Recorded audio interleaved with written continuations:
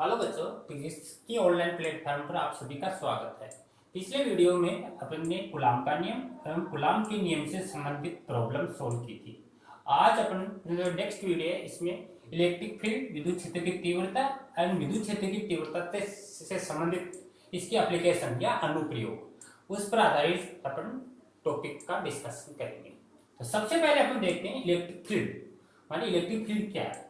तो किसी विद्युत आवेश के चारों ओर का वह क्षेत्र जिसमें रखे किसी अन्य आवेश के द्वारा आकर्षण या प्रतिकर्षण बल अनुभव होता है वह क्या कहलाता है? विद्युत क्षेत्र कहलाता है। कैसे? जैसे सपोज करो ये कोई आवेश है, ये कोई बिंदु आवेश है और यहाँ पर क्यों आवेश कर रखा है। इस आवेश के चारों ओर, जैसे ये इस चारों ओर इसका फील्ड है, क्षेत्र है। तो किसी विद्युत आवेश के चारों ओर, ये चारों ओर का वह क्षेत्र जिसमें किसी अन्य आवेश, जैसे अन्य आवेश मान लो सपोज करो यहाँ पर कोई एक दूसरा आवेश रख रखा है, ये मान लो क्यों आवेश है, अन्य आवेश के द्वारा आकर्षण या प्रतिकर्षण बल अनुभव होता है वही क्या कहलाता है? विद्युत क्षेत्र। अब सपोज करो ये तो पॉजिटिव होता है, हमेशा धनावेश या परीक्षण आवेश बोलते हैं, और ये कोई एक अन्य आवेश है। अगर ये पॉजिटिव है तो पॉजिटिव है तो इन दोनों आवेशों के बीच में हमेशा कौन सा फोर्स लगेगा? समान आवेशों में हमेशा प्रतिकर्षण बल कार्यरत होता है, तो बल बाहर क्यों लग जाएगा, ये प्रतिकर्षण बल लग जाएगा। और अगर ये सपोज करिए नेगेटिव आवेश है तो ये तो हमेशा धनावेश होता है और ये नेगेटिव है, तो विपरीत प्रकृति के आवेशों के बीच में हमेशा आकर्षण बल कार्यरत होता है। तो दोनों इस क्षेत्र के अंदर या तो आकर्षण बल या प्रतिकर्षण बल अनुभव होता है वही क्या कहलाता है? इलेक्ट्रिक फील्ड कहलाता है। अब इसके पश्चात अपना मेन टॉपिक है इलेक्ट्रिक फील्ड की तीव्रता, विद्युत क्षेत्र की तीव्रता वह क्या होती है, इसका अध्ययन करते हैं। तो विद्युत क्षेत्र की तीव्रता, विद्युत क्षेत्र की तीव्रता, इंटेंसिटी ऑफ इलेक्ट्रिक फील्ड। तो विद्युत क्षेत्र की तीव्रता किसे कहते हैं? विद्युत क्षेत्र में एकांक धन आवेश पर लगने वाले विद्युत बल को ही क्या बोलते हैं? विद्युत क्षेत्र की तीव्रता कहते हैं। विद्युत क्षेत्र में एकांक धन आवेश, धन आवेश को अपन परीक्षण आवेश भी बोलते हैं। एकांक धन आवेश पर लगने वाले बल को विद्युत क्षेत्र की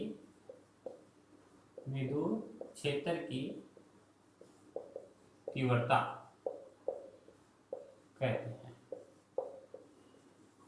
विद्युत क्षेत्र के अंदर अभी आपने देखा इलेक्ट्रिक फील्ड था, उसमें एकांक धन आवेश या कोई परीक्षण आवेश है, इस पर जो फोर्स लगता है, बल लगता है, उसी को अपन क्या बोलते हैं? विद्युत क्षेत्र की तीव्रता।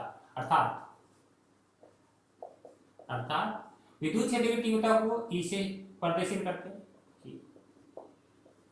अर्थात ई बराबर एकांक धन आवेश, एकांक का मतलब अपवर्ग में बटा एकांक धन आवेश, और धन आवेश या परीक्षण आवेश को अपन क्यू नोट से प्रदर्शित करते हैं। एकांक धन आवेश पर लगने वाले बल को एक्स से प्रदर्शित करते हैं।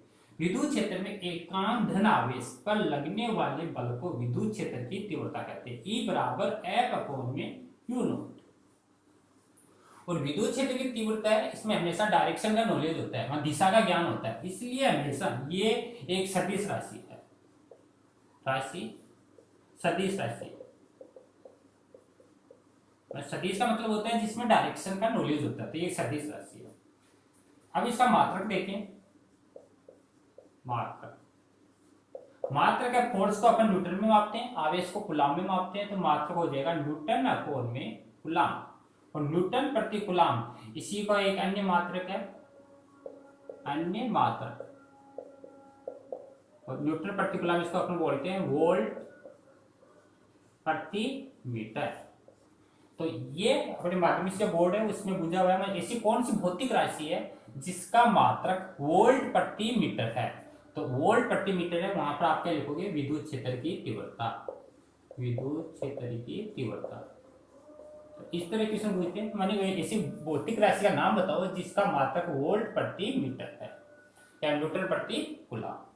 इसके पश्चात विमा देखते हैं। इसकी विमा विमा बल है, बल की विमा आपने पढ़ी है 11th में, m1 l1 और t की पावर माइनस में 2, ये फोर्स की विमा होती है। आवेश है, आवेश होता है I इंटू टी, मैं धारा गुना समय, तो धारा को एम्पियर में मापते हैं A1 और समय को मापते हैं T1 में।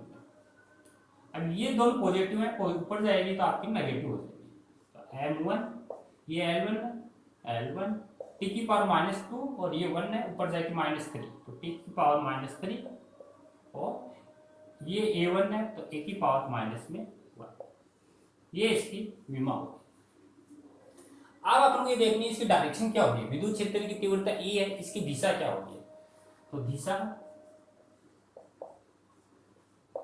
E की दिशा, अगर आवेश धनावेश है, ये थी आवेश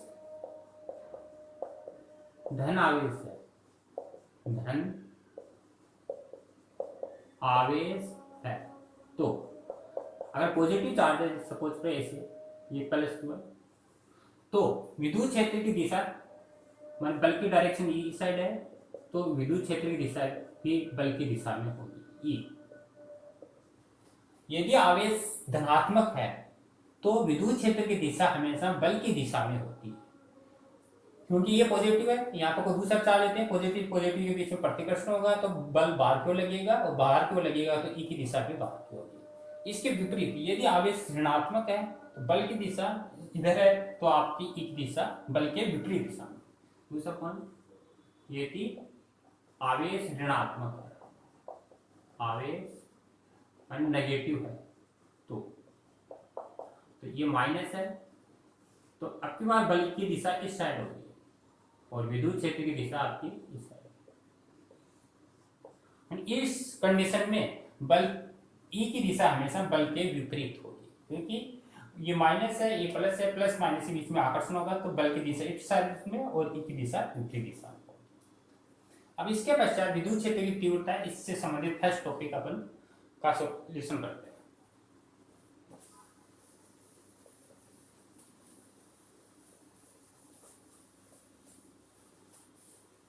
तो पहला पॉइंट अपन लेते हैं, विद्युत क्षेत्र बिंदु आवेश के कारण, बिंदु आवेश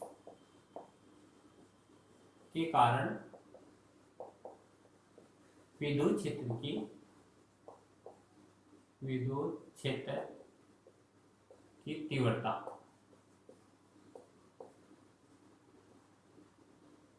ज्ञात करो। बिंदु आवेश है, इस बिंदु आवेश के कारण विद्युत क्षेत्र की तीव्रता ई का मान निकालना है, और पॉइंट दे रखा है, उस पॉइंट पर कोई चार्ज दे रखा है क्यों, और उस क्यों के कारण किसी बिंदु पर विद्युत क्षेत्र की तीव्रता ई का मान ज्ञात करना है। तो देखो इसका प्रूफ, तो सपोज करो ये कोई बिंदु आवेश है, वो बिंदु मान लेते हैं, और इस बिंदु पर ये कोई प्लस क्यों आवेश स्थित है। इस बिंदु आवेश के कारण ये कोई एक अन्य बिंदु है, जैसे मान लें कि ये r दूरी पर है, और ये बिंदु है P। इस बिंदु P पर E की मान ज्ञात करना है, विद्युत क्षेत्र का मान। तो E का मान डायरेक्ट नहीं निकाल सकते, इस पर कोई एक परीक्षण आवेश या धन आवेश Q नोड की कल्पना करते हैं।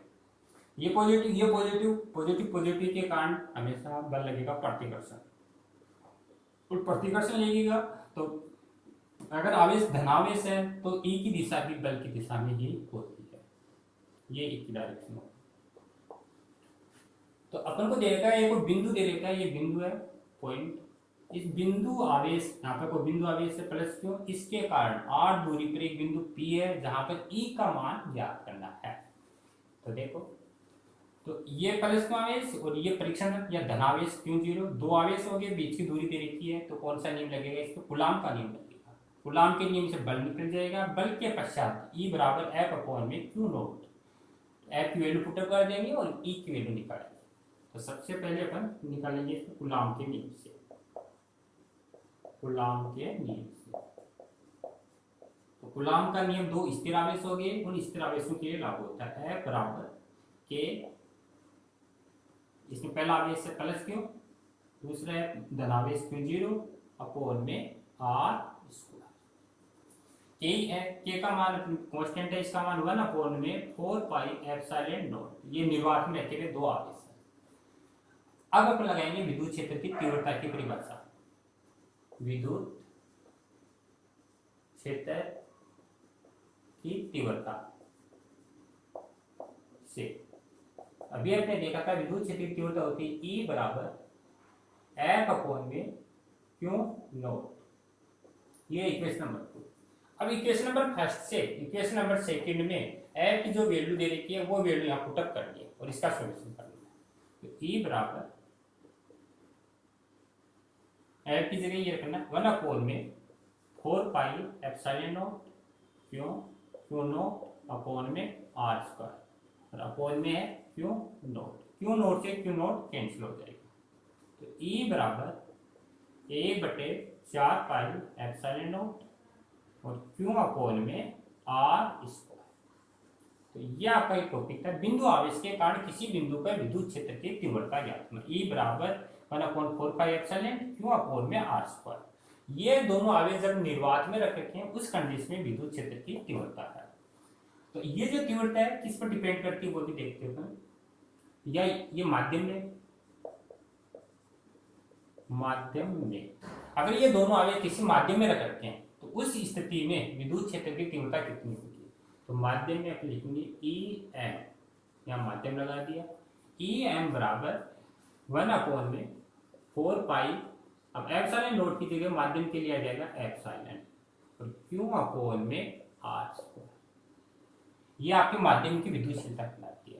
और माध्यम की विद्युतशीलता एप्सिलॉन, इसमें रिलेशन बताया था अपने पीछे, एप्सिलॉन नॉट और एप्सिलॉन आर, ये कहलाती है निर्वात की विद्युतशीलता और ये अपेक्षित विद्युतशीलता या पैरावेरितांक बोलते हैं। ये वैल्यू यहाँ पर पुटअप करनी है। तो ई एम बराबर 1 अपॉन में 4 पाई एप्सिलॉन नॉट और एप्सिलॉन आर क्यू अपॉन में आर स्क्वायर। अब अपन इक्वेशन नंबर फर्स्ट से देखें। E बराबर 1 अपॉन में 4 pi epsilon not Q upon में आर स्क्वायर। तो 1 upon 4 pi epsilon not Q upon में आर स्क्वायर, इसकी जगह अपन रख देंगे E निर्वात। तो E माध्यम बराबर E निर्वात अपॉन में एप्सिलॉन। अगर माध्यम में आपकी विद्युतशीलता पूछे तो ई एम बराबर ई निर्वात अपॉन में एप्सिलॉन आर। अब इसी इक्वेशन से देखेंगे कि विद्युत क्षेत्र की तीव्रता किस पर डिपेंड करती है। तो विद्युत क्षेत्र की जो तीव्रता है वह इनवर्सली प्रोपोर्शनल होती है दूरी के वर्ग के व्युत्क्रमानुपाती। जितनी डिस्टेंस बढ़ेगी या दूरी बढ़ेगी उतनी विद्युत क्षेत्र की तीव्रता कम होती जाएगी। जैसे बिंदु यहाँ पर था, ये बिंदु यहाँ ना होकर यहाँ पर हो और काफी दूरी पर ले ले, तो जितनी डिस्टेंस बढ़ गई उतनी ही विद्युत क्षेत्र की तीव्रता का मान क्या होता जाएगा, कम होता जाएगा। अर्थात दूरी के वर्ग के व्युत्क्रमानुपाती होता है और दूरी बढ़ाने पर तीव्रता के मान में कमी होती है। अब इस पर आधारित अपन वक्र देखते हैं, काफी बार एग्जाम में पूछा जाता है। एक तरफ तो अपन ई ले लेते हैं तीव्रता और दूसरी तरफ डिस्टेंस लेते हैं। अगर इनवर्सली प्रोपोर्शनल हमारा व्युत्क्रमानुपाती है तो इसमें जो कर्व आता है वो परवलयाकार वक्र आता है, इसको बोलते हैं परवलयाकार। ई इनवर्सली आर स्क्वायर। कई बार एग्जाम इनवर्सली प्रोपोर्शनल ने देके डायरेक्ट समानुपाती के रूप में दे देता है, ए और 1 अपॉन में आर स्क्वायर देता है। ए 1 अपॉन में आर स्क्वायर के पदों में कर्व बनाओ तब आपका ये समानुपाती वक्र आता है। इसको समानुपाती वक्र बोलते हैं और ये व्युत्क्रमानुपाती वक्र होता है। तो ये अपना था बिंदु आवेश के कारण किसी बिंदु पर विद्युत क्षेत्र की तीव्रता ज्ञात करना। अब इस पर आधारित अपन कोई क्वेश्चन देखते हैं न्यूमेरिकल।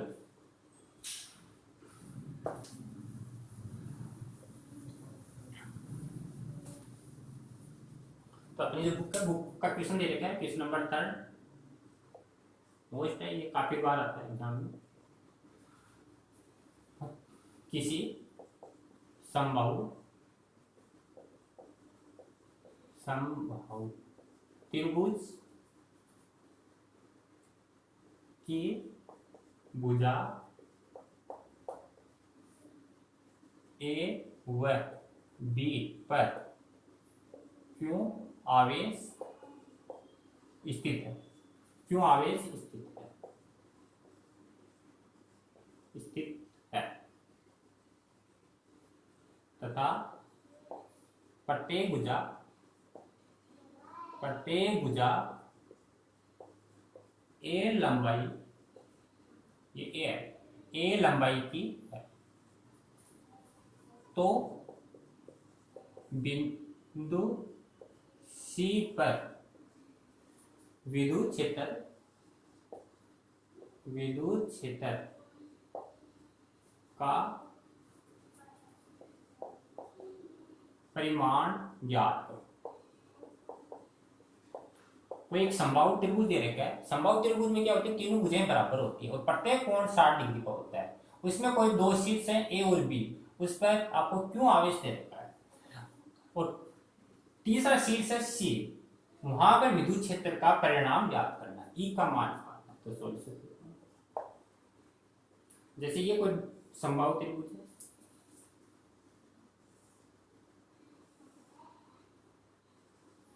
ये भुजा ए है, ये भुजा, ये शीर्ष ए, ये शीर्ष बी है। इस शीर्ष पर प्लस क्यों आवेश स्थित है और इस शीर्ष पर भी प्लस क्यों आवेश स्थित है, ये अपन को दिया हुआ है। और समबाहु त्रिभुज है, प्रत्येक भुजा इसकी लंबाई है ए है, इसकी लंबाई भी ए है और इसकी लंबाई भी ए है। और समबाहु त्रिभुज है तो प्रत्येक कोण इसका क्या होगा, 60 डिग्री का होगा। तीनों एंगलों का योग होता है 180। ये बिंदु सी दे रखा है अपन को। अब इस बिंदु सी पर ई का परिणाम ज्ञात करना है। तो अभी आपने देखा ये बिंदु आवेश है, इस बिंदु आवेश के कारण बिंदु सी पर विद्युत क्षेत्र की दिशा क्या होगी, बाहर की ओर होगी। तो इस पर ई की दिशा होगी इस साइड। तो ये बिंदु बी था तो इसको मान लिया ई बी। इसी प्रकार बिंदु ए पर क्यों आवेश है, इसके कारण विद्युत क्षेत्र की दिशा होगी इधर, तो इसको मान लिया ई ए मान लिया। अब ये दोनों आवेश है, इसके बीच में होगा परिणामी ई। इस परिणामी ई का मान प्राप्त करना है। तो इसको यहां से मिला दिया और इसको यहां से मिला दिया, इस तरह ये समांतर चतुर्भुज बन जाएगा। ये 60 का तो ये भी अपना क्या होगा, 60 डिग्री का एंगल बनेगा। क्यों बनेगा, क्योंकि शीर्षाभिमुख कोण है, शीर्षाभिमुख कोण आपस में इक्वल होते हैं।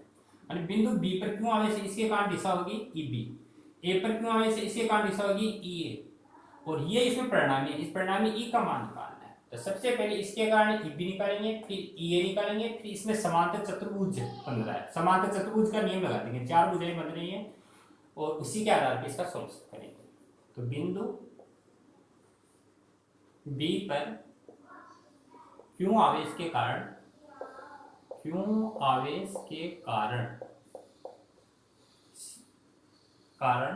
तीव्रता,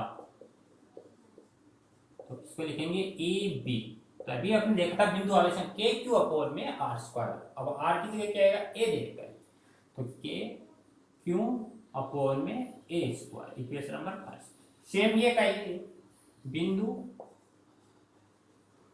ए पर क्यों आवेश के कारण विद्युत क्षेत्र की तीव्रता, ई ए बराबर के क्यू अपोन में ए स्क्वायर, इक्वेशन नंबर 2। दोनों सेम आएंगे क्योंकि लेंथ इसकी बराबर दे रखी है, एंगल बराबर दे रखा है। अब है बिंदु सी